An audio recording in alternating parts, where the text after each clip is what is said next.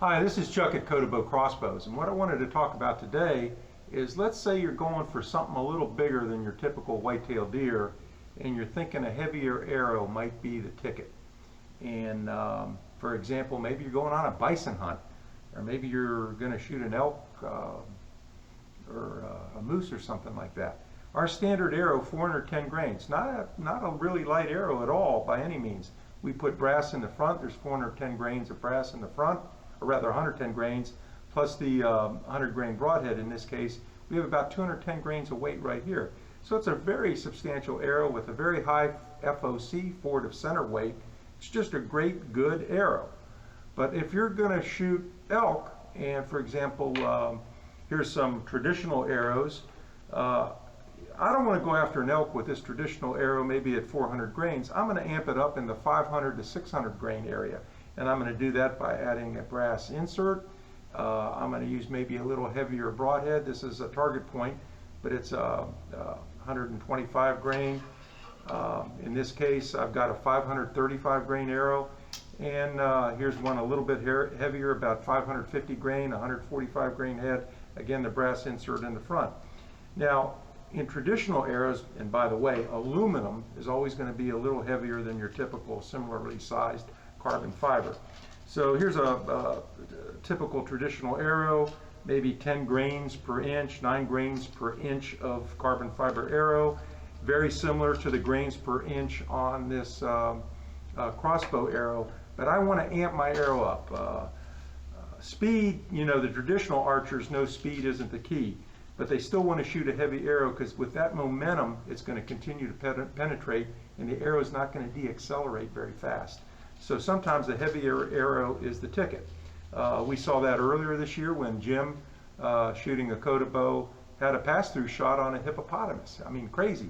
He was only shooting 220 feet per second, but the flip side of that is he had about a 1,200 grain arrow.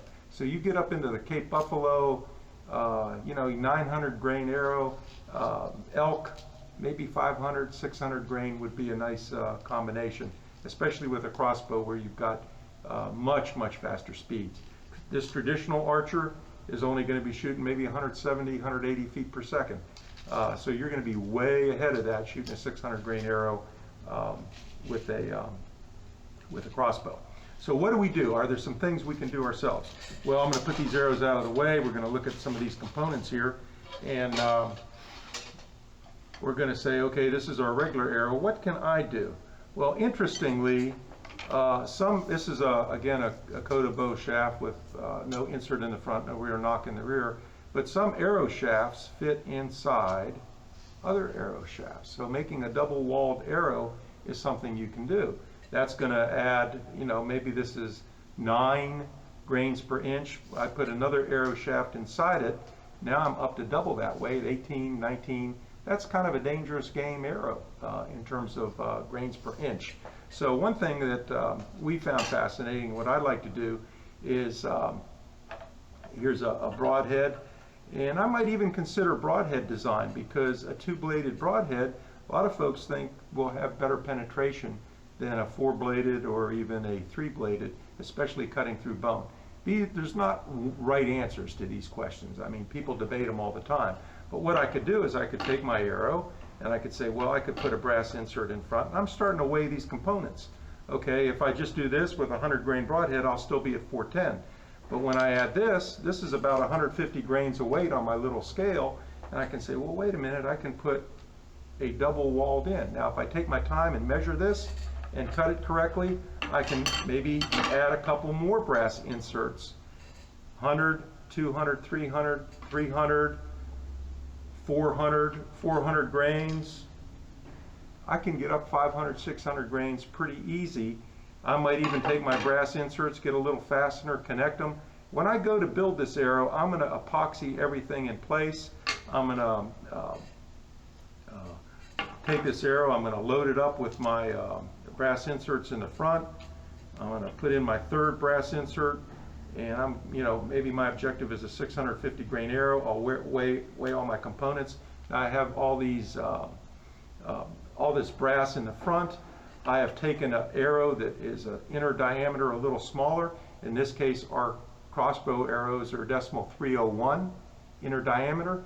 This carbon fiber arrow is decimal 296 outer diameter, and whammo, I've got myself a double walled arrow, and I cut all those components perfectly, I think, and I put in my rear nock, and I've got an arrow, and I'm going to jump over to the scale here and see what I just created. Now this is going to be pretty heavy because I've got 300 grain broadheads in here, and when I lay it on my scale, let's try to get it where it measures correctly. I've got a 700 and just over 750 grain arrow. So this is about as heavy. So I might play with this a little bit. Maybe I don't need 3 brass inserts. That's a little excessive. And if my objective was a 600 grain arrow, I can easily get there. I've got a heavy double-walled arrow. I might think about different broadhead designs and what I want to do.